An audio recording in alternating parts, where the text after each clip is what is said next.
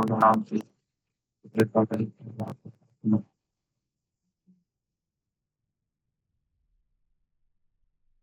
ओमज्ञानतिमिरन्धस्य ज्ञानाञ्जनशलाकया चक्षुरुन्मीलितं येन तस्मै श्रीगुरवे नमः।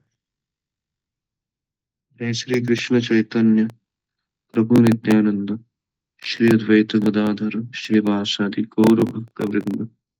हरे कृष्ण कृष्ण कृष्ण हरे हरे, हरे राम राम राम हरे हरे। जी, हरे कृष्ण। सबका स्वागत है सत्र में। तो जी,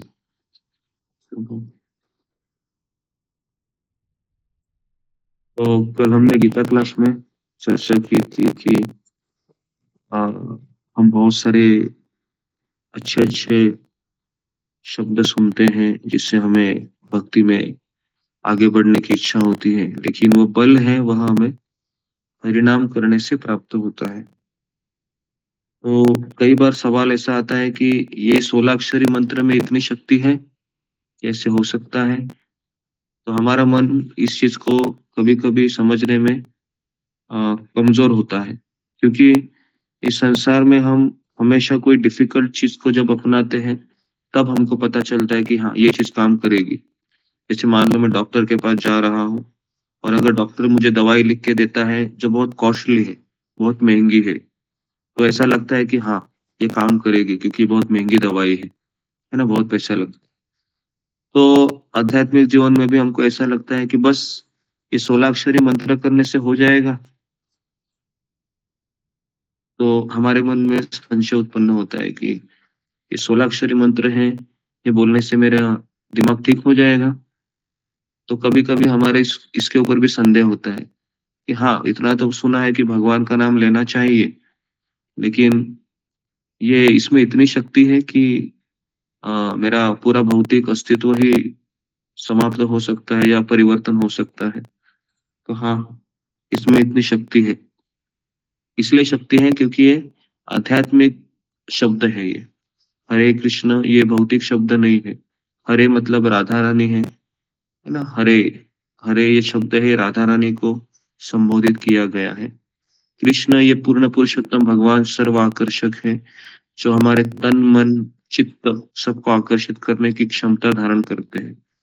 राम शब्द है, जो हमें आनंद प्रदान करता है जपा में, है ना? कभी-कभी हमारा जपा इतना अच्छा होता है, इतना अच्छा होता है कि ऐसा लगता है कि बस 64 माला तो बहुत आसानी से हो सकता है। तो भगवान हमें आनंद प्रदान करते हैं राम शब्द में। कृष्ण, राम, हरे ऐसे 3 शब्द हैं उसमें।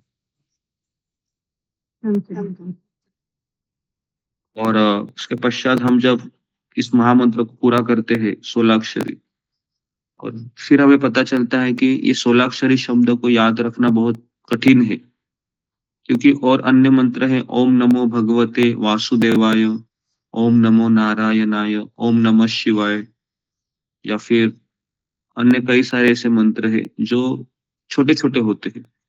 लेकिन इसमें 16 अक्षरी मंत्र हैं। कभी-कभी हम इसमें कॉन्संट्रेट करना चाहते हैं लेकिन नहीं हो पाता है।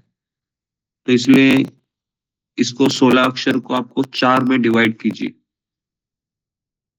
4 में डिवाइड कीजिए। कैसे डिवाइड करेंगे? जैसे हरे कृष्ण ये हो गया। फिर हो गया कृष्ण कृष्ण हरे हरे, दूसरा हो गया। हरे राम तीसरा हो गया चरण। चौथा है राम राम हरे हरे। तो इससे क्या होगा? इससे आपको वो महामंत्र को अ, पूरी तरीके से लेने में मदद हो जाएगी, क्योंकि हमारा मन है ना, बड़ी बड़ी चीजों में कंसंट्रेट नहीं कर पाता।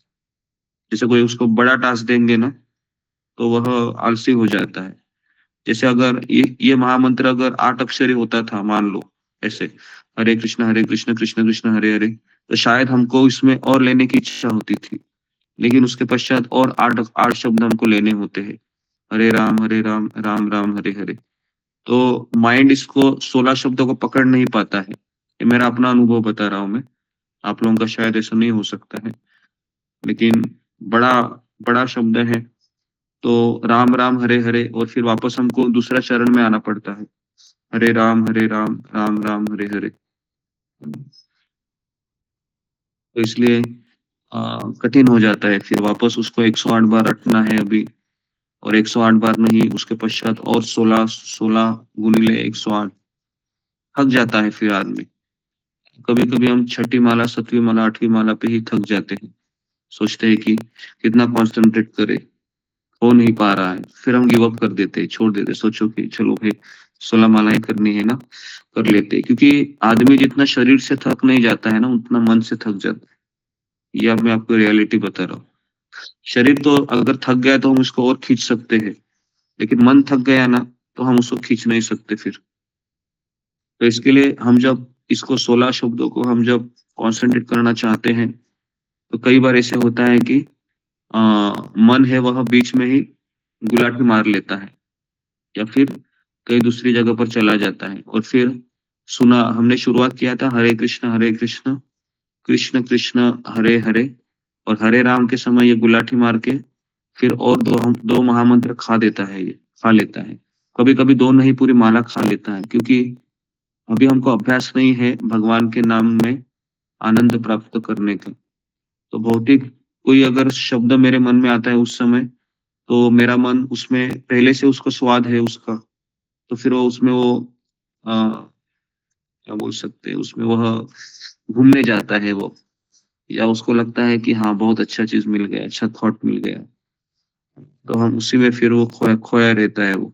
कभी-कभी बहुत एक्साइटेड करने वाली चीज़ हमारे मन में आती है ना? ऐसा लगता है कि हाँ और फिर हम उसी में धुन में लगे रहते हैं। तो ये सारी चीज़ें ऑब्स्टैकल हैं।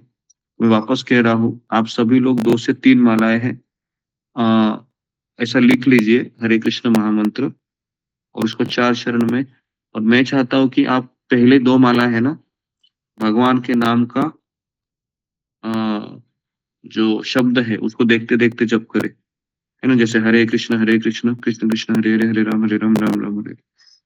कई बार ऐसे होता है कि ये 16 शब्द आप स्वयं पकड़ नहीं पाते और राम खाते हैं या हरे खाते हैं या कृष्ण को खा जाते हैं। कम से कम एक शब्द तो खा जाते हैं। आपको भी पता नहीं चलेगा, लेकिन सामने वाले को पता चलता है ये कैसी माला कर रहे हैं, है ना? ये सारी चीज़ें हैं जो शायद आपने नोटिस की होंगी क्या पता नहीं, लेकिन मुझे ऐसा लगता है कि आप लोगों को बताना बहुत ज़रूरी है। क्योंकि हम जप तो करते हैं, लेकिन कभी-कभी हम ठीक से जप नहीं किया करते हैं। और दूसरी बात है कि घड़ी देखना बंद करो, है ना? घड़ी देखते-देखते जप बिल्कुल नहीं करना चाहिए। हाँ, जब आपका माला पूरा हो जाएगा तो फिर आप घड़ी देखिए। लेकिन माला जब आपका चालू है और फिर आप घड़ी देख रहे हैं 3 मिनट हो गए, 4 मिनट हो गए, 5 मिनट हो गए, माला ही नहीं खत्म हो रही है, 6 हो गए, 7 हो गए, क्या हो रहा है मेरे साथ ये? तो फिर आप उसको निकाल-निकाल कर देखो मत, है ना? जिससे आपकी माला कंप्लीट होगी फिर आप तो ये कुछ चीज़ें हैं जो मैंने आपको बताई, ठीक है? तो अभी मैं यहाँ पर रुकता हूँ। आप सबका बहुत-बहुत धन्यवाद। शिव प्रभुपाद की जय, गुरुदेव की जय। हरे कृष्ण।